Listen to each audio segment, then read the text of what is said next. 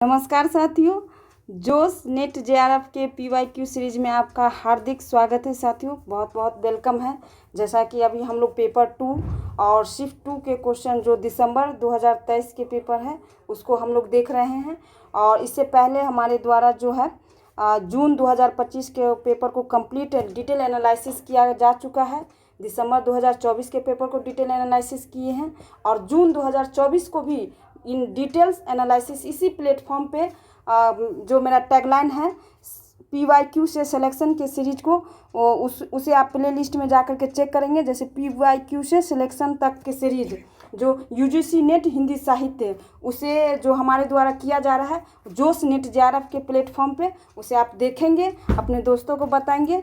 और साथ ही साथ अगर आप जो 20 कोड होता है जो हिंदी साहित्य का वो कोड है यहाँ पे। और ये 11 दिसंबर 2023 को शिफ्ट 2 में जो पेपर हुआ था उस पेपर को हम लोग देख रहे हैं, जैसा कि आपको स्क्रीन पे दिख भी रहा होगा।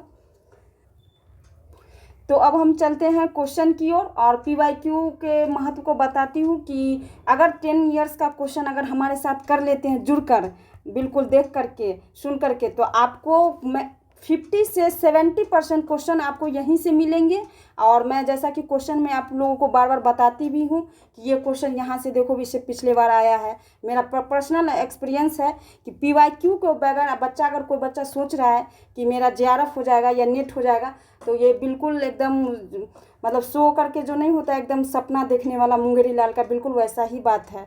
तो अगर आप एक बार आप मेरे साथ ट्रस्ट करके देखें, बिल्कुल करें और देखिए कि आपका दिसंबर में जेआरएफ होने से हमें नहीं लगता है कि कहीं से कोई दिक्कत होगा।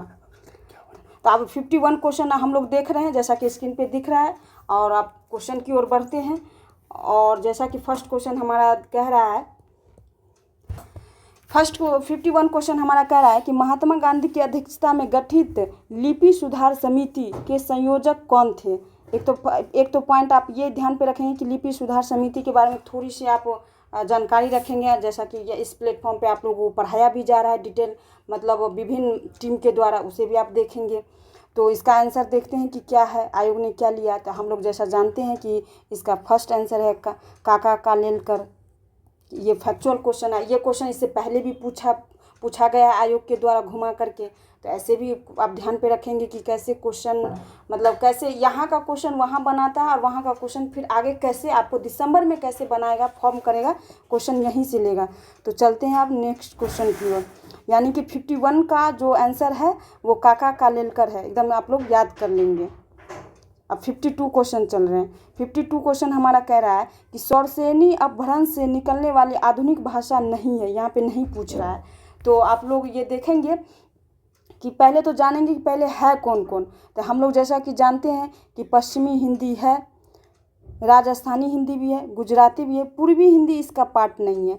पूर्वी हिंदी जो पार्ट है एक्चुअली ये देखिए, अब मैं बता रही हूँ कि पीवाईक्यू का महत्व कितना है। इससे पहले पूर्वी हिंदी के बारे में पूछ चुका है आयोग। ये एक्चुअली अर्धमगधी का पार्ट है, अर्धमगधी से निकला हुआ है पूर्वी हिंदी। और इससे अर्धमगधी से क्वेश्चन पूर्वी हिंदी का पीवाईक्यू इससे पहले भी पूछ चुका है। तो इसीलिए बार बार कहते हैं कि पीवाईक्यू को किए बिना आप जेआरएफ या नेट निकालने की सोच भी नहीं सकते हैं। तो आप थोड़ा इसके विषय में और जानकारी लेते हैं।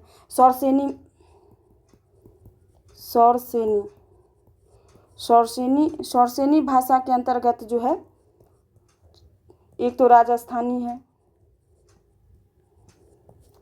फर्स्ट, सेकंड पहाड़ी भाषा जो यहाँ पे नहीं दिया हुआ, जो हम बता रहे हैं पहाड़ी भाषा है, थर्ड है गुजराती, फोर्थ है पश्चिमी हिंदी। हो सकता है कि किसी टाइम आयोग दिसंबर में ये क्वेश्चन बना दे कि सौरसेनी के अंतर्गत दे दे और आपको ये 1 2 3 दे दे और इसके बारे में बोले कि ये किसका पार्ट है। तो आप सौरसेनी अगर आपको पता रहेगा तो आप यहाँ से बना लेंगे। आप हमारे साथ शॉर्ट नोट्स भी बनाते चलेंगे। तो चलते हैं नेक्स्ट क्वेश्चन की ओर।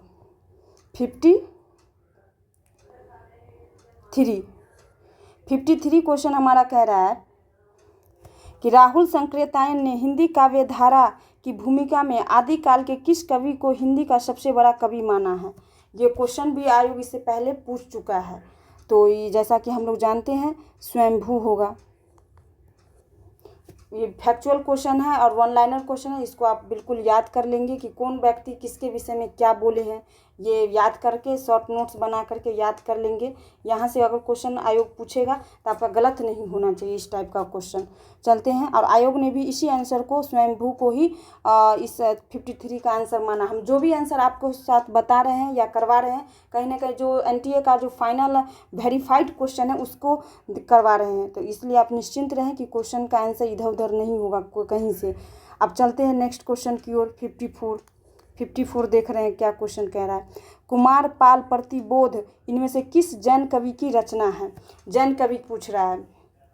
एक तो ये दे दिया है कुमार पाल प्रतिबोध और दूसरा कह रहा है कि जैन कवि किस जैन कवि की रचना है। तो अगर आप लोग थोड़ा सा भी जानकारी लिए होंगे तो आपको पता होगा कि ये सोमप्रभ सूरी है इसका।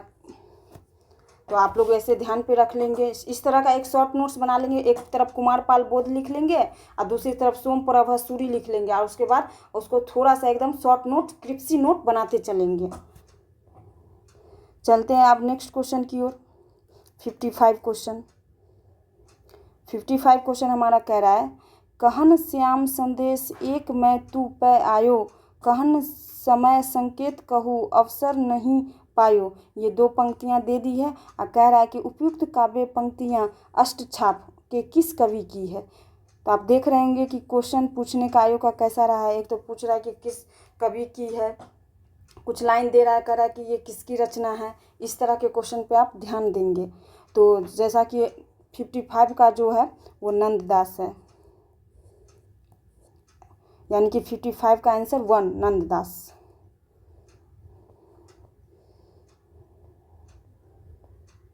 अब चलते हैं नेक्स्ट क्वेश्चन 56 की ओर। 56 कह रहा है जो अपने धर्म से हीन पाप ही में गड़े रहते हैं वो माता पिता के हित की बात को नहीं सुनते, सबसे बैर करते हैं। ऐसे जो पापी जन है सो महाडेरावनी दक्षिण द्वार से जा नरकों में पड़ते हैं। यह गद्य खंड खड़ी बोली के किस आरंभिक गद्यकार की है? एक तो खड़ी बोली वैसे भी जानते हैं कि PYQ में बार बार पूछ रहा है। इससे पहले भी PYQ में जो मेरे द्वारा कराया गया है जून 2024 का और दिसंबर 2025 का, उसमें भी खड़ी बोली से क्वेश्चन आया है। तो आप लोग ऐसे भी देखेंगे कि यहाँ से भी PYQ पूछा गया है दिसंबर 2025, दिसंबर 2024 और जून 2025 में। तो आप ये लोग ध्यान पे रखेंगे। तो इसमें इसका आप देख लेते कि इसका आंसर क्या है। 56 का सदल मिश्र होगा। आयोग ने भी इसी आंसर को माना है कि खड़ी बोली का किस आरंभिक गद्यकार किया, तो सदल मिश्र याद कर लेंगे आप लोग। अब चलते हैं आज का 57 क्वेश्चन। मुक्तिबोध ने साहित्य की हर विधा को इतना तोड़ दिया है कि रचना स्वयं अपने मूल्यों को ललकारने लगती है। कविता बढ़ते बढ़ते डायरी हो जाती है।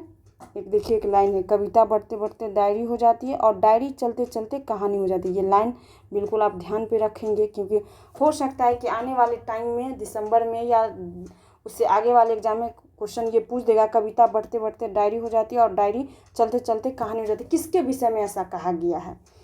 तो वहाँ पे आपको दे देगा, कभी निराला दे देगा, कभी मुक्तिबोध दे देगा, कभी पंत दे देगा, कभी महादेवी वर्मा दे देगा। तो अगर आपको ध्यान पे होगा कि मुक्तिबोध के बारे में ऐसा कहा गया है तो आप इजीली क्वेश्चन बना ले जाएंगे। क्वेश्चन कहीं ना कहीं वो NTA जो होता है कि जब भी वो क्वेश्चन फॉर्म करता है उसकी टीम, तो वो कहीं ना कहीं PYQ को देखता है, उसके बाद सोचता है कि अब यहीं से क्वेश्चन कुछ ना कुछ इधर से आगे पीछे तोड़ मोड़ करके ऑप्शन, कभी ऑप्शन से क्वेश्चन बनाएगा, कभी क्वेश्चन से ऑप्शन बनाएगा।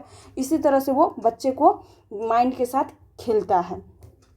तो अब हम लोग देखेंगे कि इसमें इस 57 का कि आयोग ने क्या आंसर लिया। तो दूसरा नेमी चंद्र जैन। ध्यान पे रखेंगे कि कविता बढ़ते बढ़ते डायरी हो जाती है और डायरी चलते चलते कहानी हो जाती है। तो 57 का 2। अब थोड़ा सा एक अगर आप समय दे हमें तो हम मुक्तिबोध के बारे में थोड़ी सी जानकारी ले लेते हैं।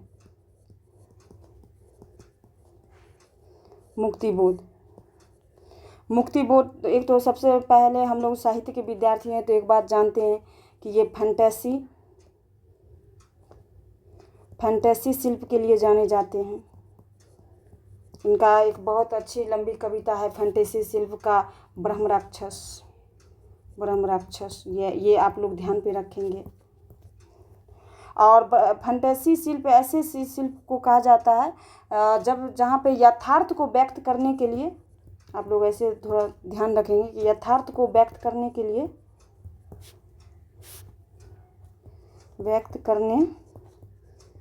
लिए मिथक,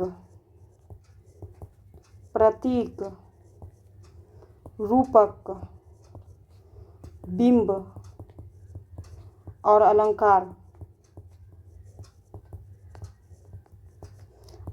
का प्रयोग किया जाता है। इस ऐसे भी आपको पता चल गया कि फैंटेसी शिल्प किसे कहा जाता है। तो यानी कि जो जब यथार्थ को व्यक्त करने के लिए लेखक जो है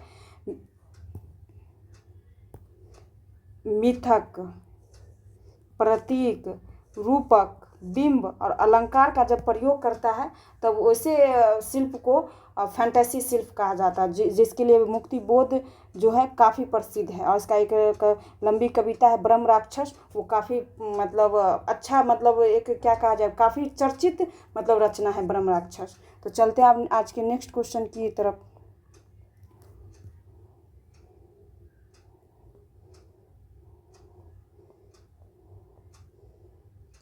आज का 58 क्वेश्चन। आचार्य रामचंद्र शुक्ल ने हिंदी साहित्य का इतिहास में साहित्य इतिहास की अवधारणा स्पष्ट करते हुए जनता की चित्तवृत्ति पर प्रभाव डालने वाली किस परिस्थिति का जिक्र नहीं किया।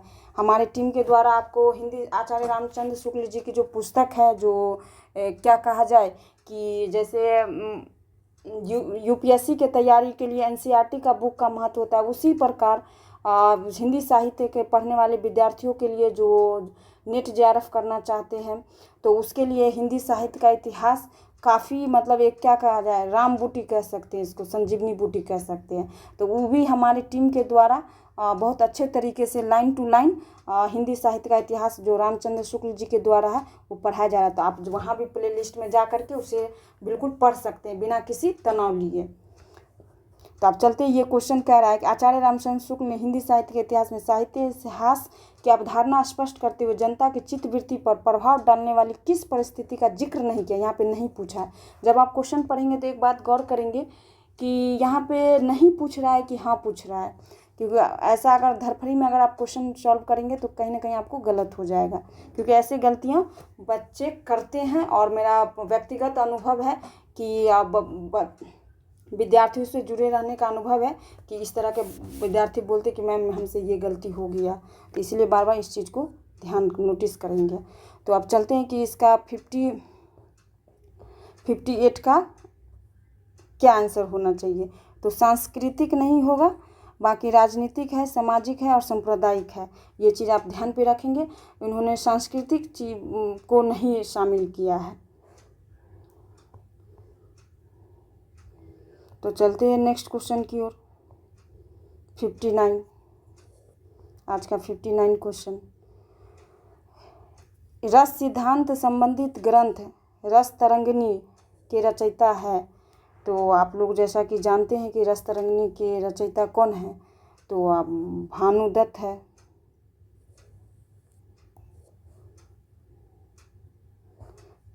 बिल्कुल याद कर लेंगे, रस तरंगिणी भानुदत्त। चलते हैं नेक्स्ट क्वेश्चन की ओर। 60 आज का 60 क्वेश्चन।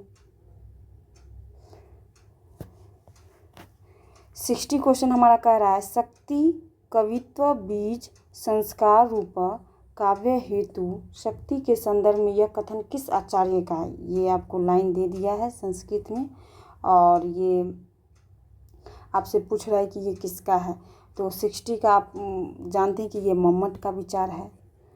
बिल्कुल आप ध्यान पे रखेंगे, बिल्कुल ये लाइन आप नोट कर लेंगे और इसको आगे में आप डैश दे करके मम्मट लिख लेंगे। यहाँ से भी PYQ से पहले पूछ चुका है आयोग। चलते हैं 61 क्वेश्चन आज का। अनुकरण का आशय ऐसे प्रभाव का उत्पादन जो किसी स्थिति अनुभूति अथवा व्यक्ति के शुद्ध प्रकृति रूप से उत्पन्न होता है। उपयुक्त कथन किसका है। 61 का प्रोफेसर गिलबर्ट मरे का है। आयोग ने भी इसी आंसर को सही माना है। तो बिल्कुल आप ये फैक्चुअल क्वेश्चन है, आप लोग बस इसको करेंगे और याद कर लेंगे, मेमोराइज कर लेंगे। चलते हैं नेक्स्ट क्वेश्चन की ओर। 62 क्वेश्चन कर रहा है, कल्पना मन की कोई रहस्यपूर्ण क्रिया नहीं है। यहाँ पे कल्पना मन की कोई रहस्यपूर्ण क्रिया नहीं है, वह मन की अन्य क्रियाओं के समान ही होती है। यह कथन किस पाश्चात्य चिंतक का है? तो हम लोग जानते हैं कि ये किसका है, तो आई.ए. रिचर्ड्स का है, यानी कि 62 का 4। अब इसके बारे में थोड़ा सा हम लोग जानकारी ले लेते हैं। जैसा कि हम लोग जानते हैं कि क्रोचे के बारे में अभिव्यंजनावाद भी आयोग पूछ चुका है। व्यंजनावाद,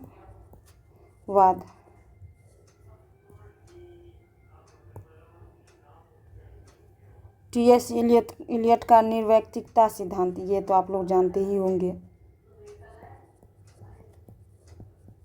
निर्वैयक्तिकता सिद्धांत। और कॉलरिज का कल्पना सिद्धांत।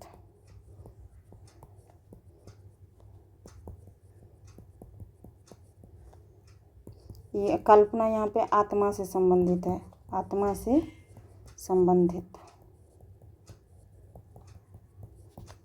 आप लोग ये ध्यान पे रखेंगे, बिल्कुल इस तरह से नोट कर लेंगे। क्रोचे का अभिव्यंजनावाद, टी.एस. इलियट का निर्वैयक्तिकता सिद्धांत और कॉलरिज का कल्पना सिद्धांत। इसी को कहते हैं साथियों कि डिटेल एनालिसिस करना। एक क्वेश्चन से आप 4-5 फैक्ट 10 फैक्ट निकाल सकते हैं। जैसा पूरे यूट्यूब के इतिहास में ऐसा कहीं नहीं कराया जा रहा है, इसलिए आप जल्दी इस प्लेटफॉर्म से जुड़ें और इस चैनल के लिए मतलब क्या कहा जाए कि जितना हो सकता है, अगर मैं 100 काम करूं तो आप हमारे साथ भी 100 कीजिए, ताकि वो 100 में 100 मिल करके मल्टीप्लाई हो करके 10,000 बन जाए। तो चलते हैं अब नेक्स्ट क्वेश्चन की ओर। 63 हमारा क्वेश्चन कर रहा है, भारत खंडामृत और आबे हयात, ये दो आबे हयात नामक कॉलम से हिंदी उर्दू पत्र किसने निकाला था? तो जैसा कि 63 का जो हम लोग जानते हैं कि पंडित बंशीधर, ये दो नाम से जो है भारत खंडामृत और आबे हयात नामक कॉलम से हिंदी उर्दू पत्र जो है पंडित बंशीधर निकालते थे। चलते हैं नेक्स्ट क्वेश्चन की ओर बढ़ते हैं साथियों। 64 क्वेश्चन बहुत इंटरेस्टिंग क्वेश्चन है।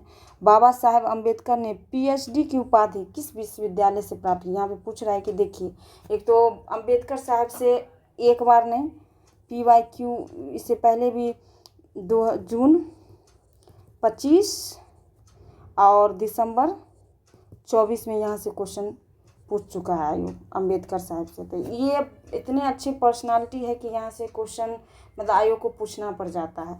तो बाबा साहब अम्बेडकर के बारे में तो आप लोग जानते ही होंगे कि एक ऐसी पर्सनालिटी है कि जिनके आज जो भी मतलब हमारे देश का जो शासन चल रहा है, सर्कुलेट हो रहा है, वो उसमें कहीं ना कहीं संविधान को जो ड्राफ्टिंग करने का जो सबसे बड़ा काम था, योगदान था, कहीं ना कहीं इसी पर्सनालिटी का था, अम्बेडकर जी का। और आज जो भी मतलब समाज के पिछड़े वर्गों को, जिसमें OBC, SC, ST और महिला को जो मतलब एक मुख्य धारा में लाने का जो प्रयास किए, ये अम्बेडकर जी की बहुत बड़ी भूमिका है। और ये PhD की डिग्री जो है कोलंबिया विश्वविद्यालय से प्राप्त किए थे, ये आप लोग ध्यान पे रखेंगे। और ये कोलंबिया एक्चुअली जब भी अगर आप पढ़ते हैं, अगर कभी भी किसी को इस तरह के यूनिवर्सिटी में, कोलंबिया विश्वविद्यालय सब में अगर पढ़ने का मौका मिले तो बिल्कुल वहाँ पे पढ़िए, क्योंकि जब वहाँ से आप पढ़ेंगे तो एक जो होता है दिमाग बिल्कुल ओपन हो जाएगा और बिल्कुल आप केवल देश के बारे में नहीं बल्कि विश्व स्तर पे आप सोचने लगेंगे। यही इसकी मतलब प्रसिद्धि है और यही इसकी उपलब्धि है कि जब आप पढ़ते हैं किसी अच्छे जगह से तो बिल्कुल आप केवल एक राज्य स्तर पे नहीं, राष्ट्रीय स्तर पे नहीं, बल्कि एक अंतर्राष्ट्रीय स्तर पे अपनी ख्याति प्राप्त करते हैं और सोच रखते हैं। यही वजह था कि अम्बेडकर साहब मतलब इतने बड़े मतलब काम करके गए। कोलंबिया विश्वविद्यालय जो है वो अमेरिका में है, ये भी आप लोग ध्यान पे रखेंगे। क्योंकि एनटीए कुछ भी पूछ सकता है, पूछ देगा कि कोलंबिया विश्वविद्यालय कहाँ स्थित है, अमेरिका, फ्रांस, ब्रिटेन, कुछ दे देगा। तो आप लोग को ये ध्यान पे रखना होगा कि अमेरिका में है और ये न्यूयॉर्क प्रांत में है। ये भी आप लोग ध्यान पे रखेंगे, न्यूयॉर्क प्रांत अमेरिका के न्यूयॉर्क प्रांत में है। और ये जो जब पीएचडी का जो डिग्री लिए थे वो 1927 में लिए थे। ये भी आप ध्यान पे रखेंगे क्योंकि यहाँ से क्वेश्चन कभी भी पूछ सकता है। यो देखिए किस तरह से एक फैक्ट से कितने फैक्ट आप कलेक्ट कर लेंगे यहाँ से। चलते हैं नेक्स्ट क्वेश्चन की ओर। 65 क्वेश्चन। आत्मचेतस का भाव तो संपूर्ण भारतीय नवजागरण में है। यही चेतना भारतीय अस्मिता, सांस्कृतिक अस्मिता की पहचान है। भारतेंदु ने इसी आत्मचेतस को समष्टि चेतस की ओर उन्मुख किया है। यह कथन किस इतिहासकार का है? तो बताइए, आप लोग वीडियो पॉज करके बताइए कि इसका आंसर क्या होगा 65 का, और फिर मैं बताऊंगी कि आयोग ने इसका आंसर क्या लिया है 65 का आयोग जो आंसर लिया है वो बच्चन सिंह लिया है। आप ध्यान में रखेंगे कि किस लाइन के लिए कौन व्यक्ति ने क्या कहा है, किस आलोचक ने क्या कहा, ये आप बिल्कुल ध्यान पे रखेंगे। तो इसका जो है 65 का जो है बच्चन सिंह होगा, ये आप ध्यान पे रखेंगे।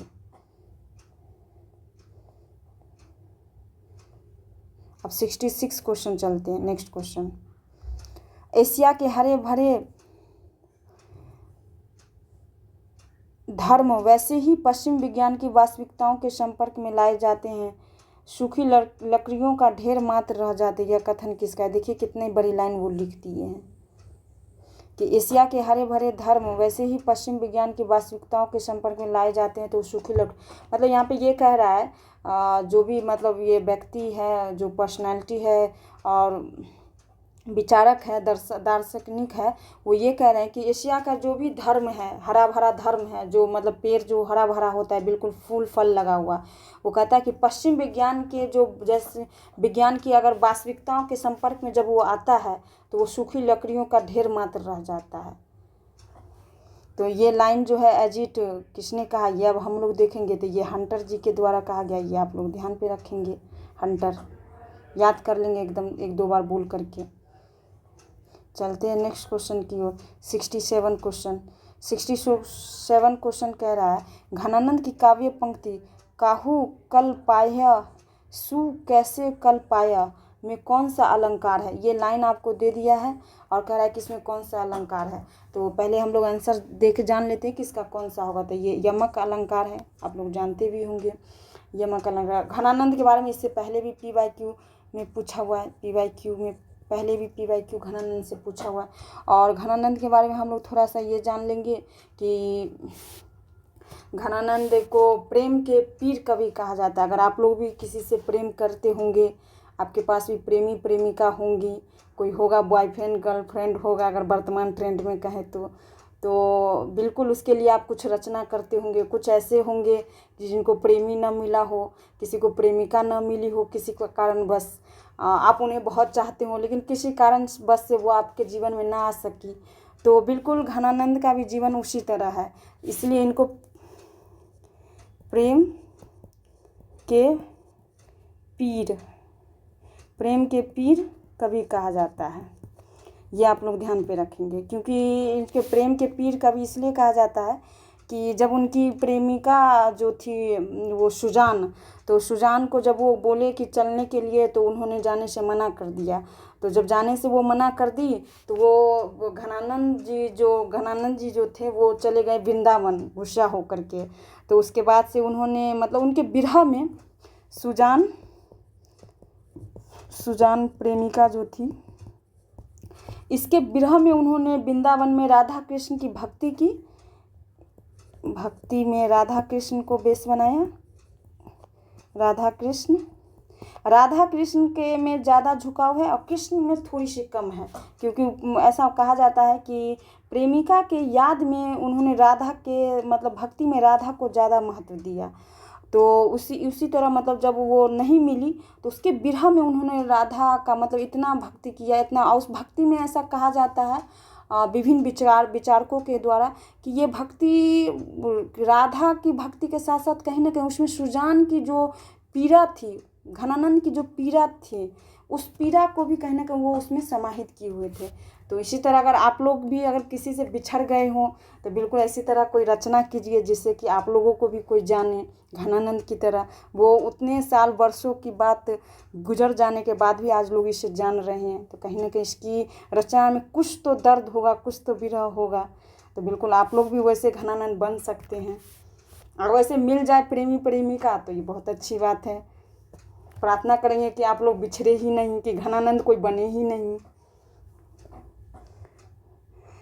घनानंद के बारे में थोड़ी सी हम लोग यहाँ पे जानकारी ले लेते हैं, क्योंकि यहाँ से क्वेश्चन आयोग ये वेरी वेरी इंपॉर्टेंट है। स्टार लगा लेते हैं, 3 स्टार आप लोग लगा लीजिए। सबसे पहले तो इसका टाइम पीरियड हम लोग ये जानेंगे कि इसका टाइम पीरियड है 1689 से 17, एक सेकेंड मित्रों,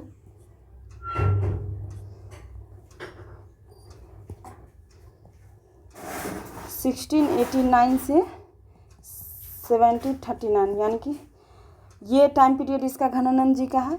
और साथ ही ये रीति मुक्त कवि हैं, ये भी आप लोग ध्यान पे रखेंगे, रीति मुक्त कवि। और इसकी कुछ रचना है जिसको आप लोग ध्यान पे रखेंगे, जहाँ से क्वेश्चन आयोग बार बार पूछ रहा है। एक तो सुजान सागर से PYQ पहले भी NTA पूछ रहा है, ये आप लोग ध्यान पे रखेंगे। और सेकंड सुजान हित,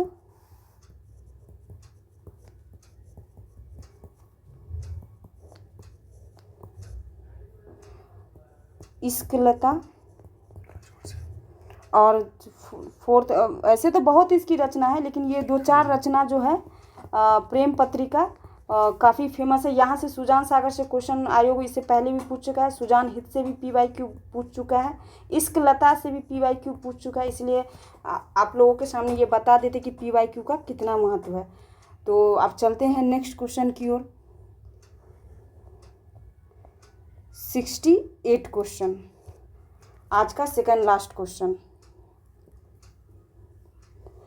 बीन भी हूँ मैं तुम्हारी रागनी भी हूँ, इस गीत में प्रयुक्त काव्यांश नहीं है। ये तो हम लोग जानते हैं कि ये बीन भी हूँ मैं तुम्हारी रागनी भी हूँ, इस लाइन से तो आप लोग परिचित होंगे ही। ये महादेवी वर्मा की बहुत ही प्रसिद्ध पंक्ति है, और जिन्होंने इसको आधुनिक मीरा की संज्ञा भी दिया जाता है महादेवी वर्मा जी को। महादेवी वर्मा आधुनिक मीरा,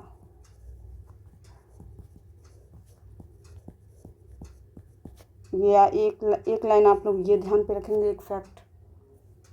और ये जो लाइन है बीन भी हूँ मैं तुम्हारी रागनी भी हूँ, ये लाइन नीरजा काव्य संग्रह में संकलित है। ये काव्य संग्रह में संकलित है, ये आप ध्यान पे रखेंगे, नीरजा। और ये 1934 में इसका प्रकाशन वर्ष है, ये भी आप लोग ध्यान पे रखेंगे। साथ ही साथ आप लोग ये भी ध्यान पे रखेंगे कि ये छायावादी लेखिका है। इनकी रचना में एक बहुत स्पष्ट देखने को मिलेगा कि इनकी रचना में विरह के तत्व बहुत ज़्यादा मतलब दिखेंगे। तो जैसे कि बीन भी हूँ मैं तुम्हारी रागनी भी हूँ, एक पंक्तियाँ है कि आ जाते जो तुम एक बार। तो इस लाइन में ही लगता है कि जैसे किसी को बहुत मतलब आत्मीय रूप से किसी को पुकारा जा रहा है, कि मतलब एक बार आने का मतलब नहीं होता, एक अनुरोध किया जा रहा है।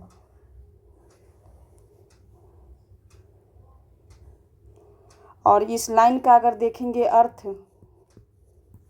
क्योंकि आयोग आपसे अर्थ भी पूछ सकता है, कोई भी ऐसा लाइन दे देता कहेगा कि इसका अर्थ क्या है। तो इसमें जो अर्थ निकल रहा है ये आत्मा और परमात्मा के मिलन की बात कह रही है। वो मिलन और प्रेम का यहाँ पे वर्णन किया गया है। तो ये आप लोग ध्यान पे रखेंगे।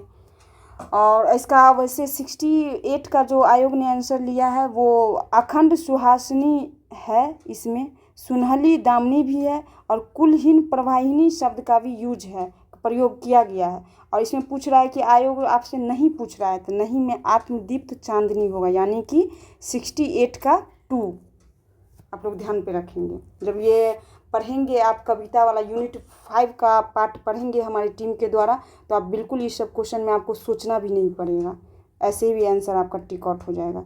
तो चलते हैं नेक्स्ट क्वेश्चन की ओर। 69 जैसा कि स्क्रीन पे दिख रहा है, धूमिल की नक्सलबारी, मोचीराम और अकाल दर्शन कविताएं किस संग्रह में है? देखिए एकदम ये मतलब सिलेबस के हेडलाइन से ये क्वेश्चन पूछ लिया गया है। अगर आप लोग को सिलेबस भी ध्यान पे होगा तो आप ये क्वेश्चन सॉल्व कर ले जाएंगे। तो ये तो आप लोग जानते ही होंगे कि ये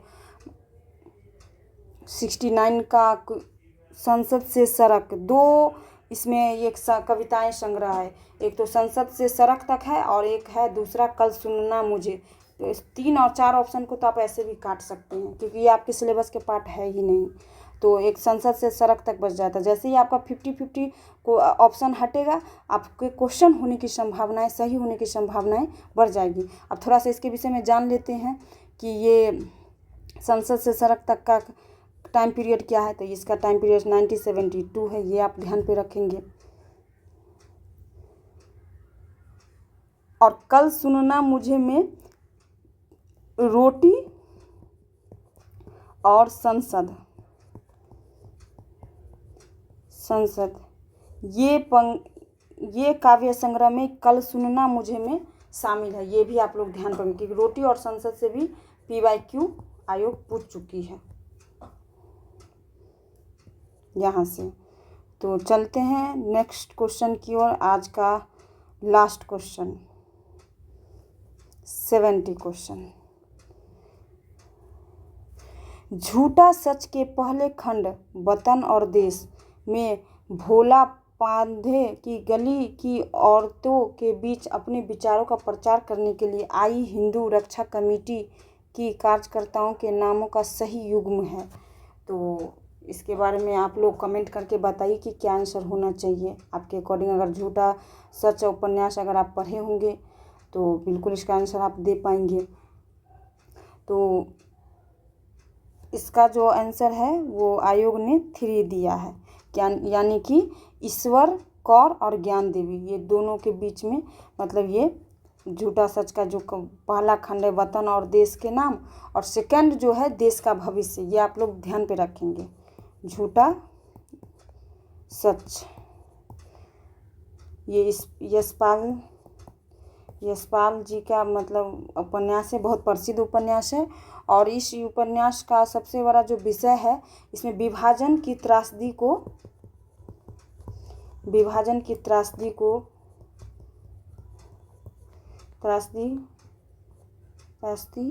का चित्रण किया गया है बहुत मार्मिक ढंग से।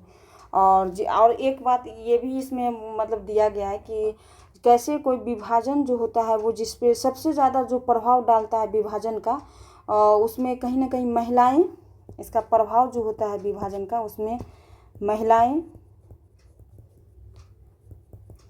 बच्चे और सामान्य वर्ग, सामान्य लोग प्रभावित होते हैं।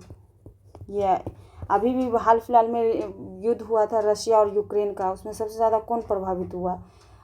महिलाएं, बच्चे, विद्यार्थी जो वहाँ पे पढ़ रहे थे, वो जो फार्मर थे, किसान थे, उनका मतलब जनजीवन प्रभावित हुआ। ये आप लोग देखेंगे, इसे वर्तमान से भी आप जोड़ करके ऐसे देख सकते हैं। जब वो कोई भी उपन्यास जब आप पढ़ें तो उसको उस समय के दौर को वर्तमान के दौर से भी जोड़ करके आप देख सकते हैं, जिससे कि आपके अंदर एक मतलब क्रिएटिविटी मतलब माइंड बनेगा और चीज़ों को समझने में आसानी होगी।